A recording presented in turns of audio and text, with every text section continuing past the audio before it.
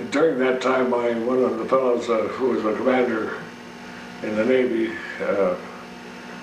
came by the office where we had the office down in Hooper Street in Los Angeles, and he says, you know what you're actually fighting? And I said, well, I'm fighting communism. He said, you know communism is Jewish? And I said, well, I've seen a lot of Jews wrapped up in it.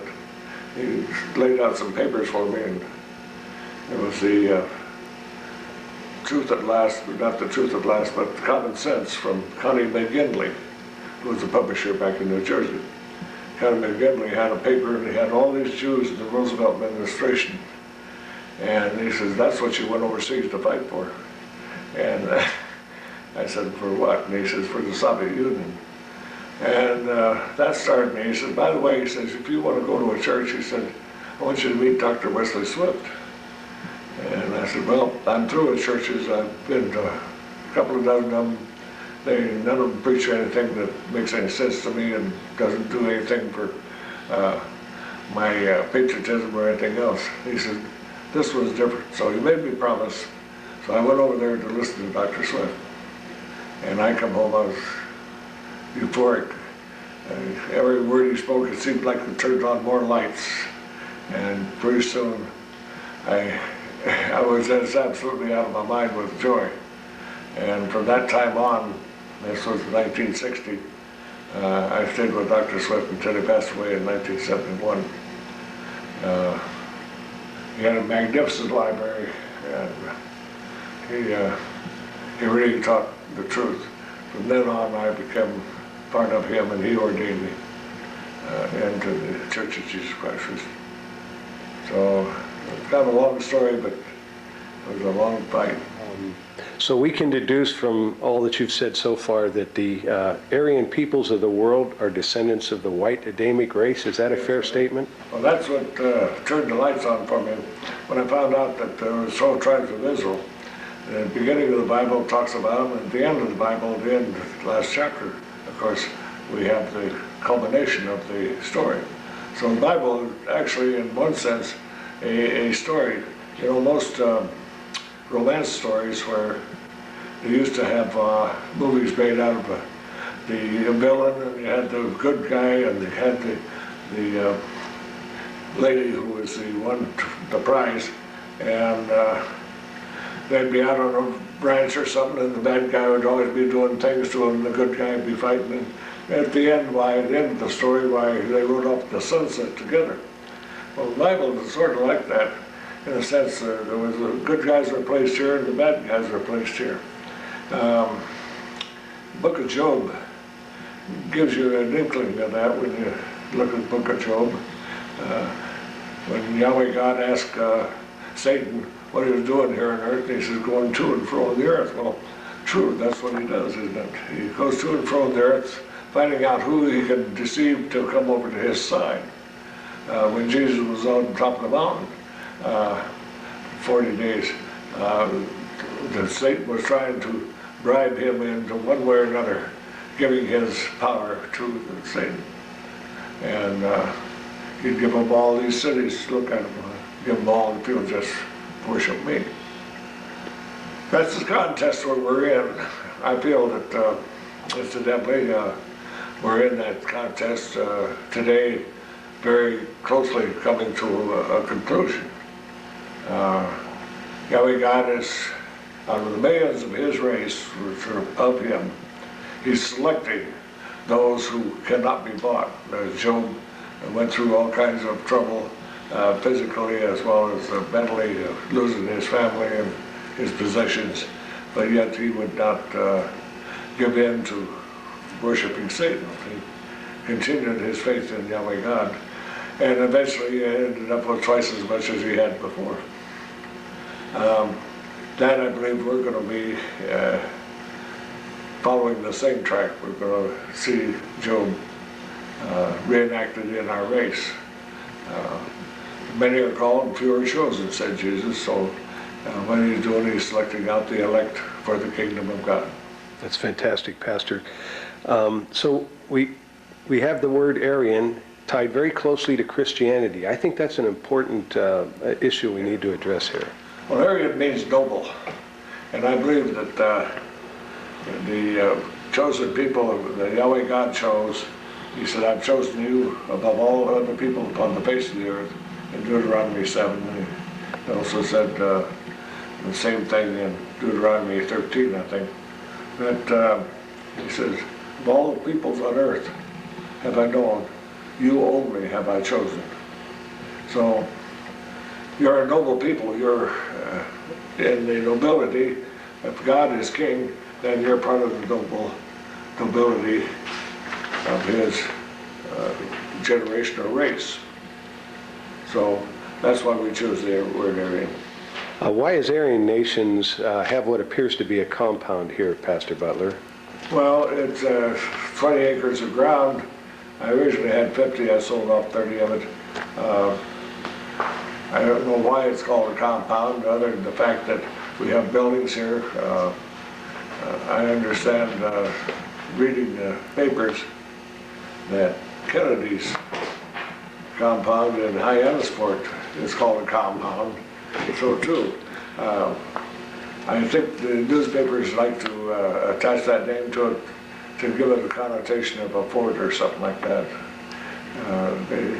We have barbed wire fences here to keep the cattle out. This is open range country, and you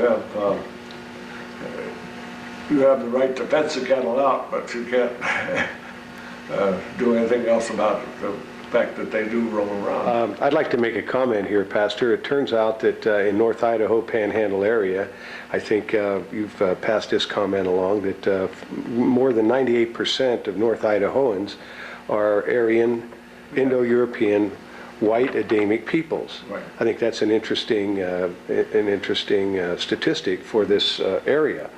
And I would say that fully all of them don't know who they really are. That's right. And the term Aryan is somehow offensive to them. Why do you suppose that is? Well, that's obviously because the Germans used it during World War II. They identified themselves as part of the Aryan race.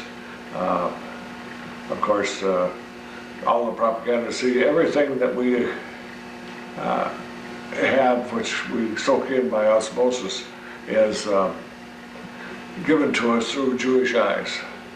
All of our media is owned and controlled by Jews. So the Jewish view of life is what we've been brought up from K1 through college. And as we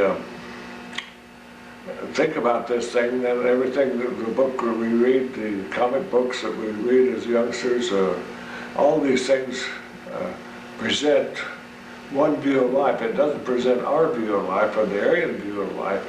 It presents the non-Aryan view of life. So therefore, we are told that Aryans is bad through this medium, and everybody believes it automatically because they believe anything that's in print, according to what we can understand.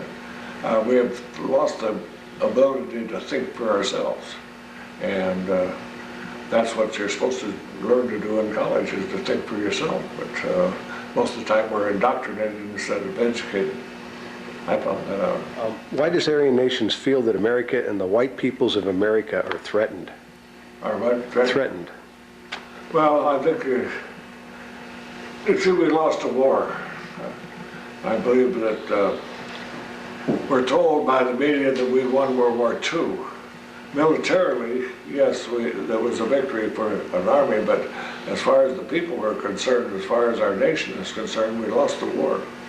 We lost the war in this sense. We lost the right to control the borders of our nation, the right of immigration.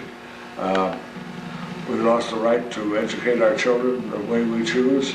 And we lost the right to segregate ourselves, which was an unalienable right. We lost all these things that happened right after World War II was completed. Our army started to be integrated in 1946. There was the final blow of our nationhood and our sovereignty was entered May 8th, 1945. Most people don't realize that. We now today have many things happening that's not in our best interest. For instance, we never had school shootings when I was a boy. We never had drug problems when I was a boy. We never had any of these problems because we had a Christian sovereign outlook. Bible was in the schools. Bible was removed from the schools after World War II. Many of these things happen because when you lose a war, the dictator who dictates the peace dictates your conduct. And our conduct was taken from being a Christian conduct to a non-Christian conduct, and this is the results that we see today in our newspapers. Why do you feel, Pastor, that our law enforcement and military fails to protect the American citizenry and our Christian interests? Well, the law enforcement and the president, and of course the military actually only has one lawful reason to exist, and that's for the defense of the people of the nation. The nation is a race of people, and the military is of that race. They defend the borders of that race. It's sort of like a house. A house has walls, it has ceilings, it has doors, and for the protection from the elements, from the outside elements, the roof over it, of course, so forth. And the military serves to block anybody from coming through a door that you don't want into your door. So your house is where the people reside. And in my mind, we have the military biblically. Of course, it's understandable that we have the military for that very purpose. It's the only lawful purpose that our military has. Constitutionally, our military duties end at the shoreline. For the Army, the Navy,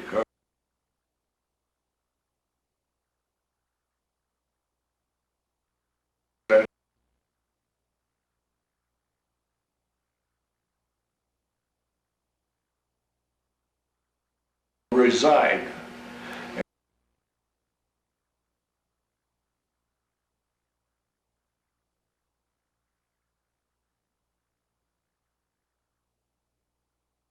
Lawful reason to exist, and that's for the defense of the people of the nation. The nation.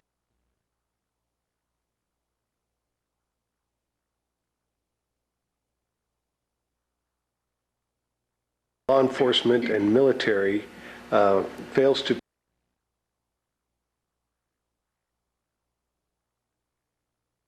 Was taken from being a Christian conduct to a non-Christian conduct, and this is the results that we see today in our newspapers.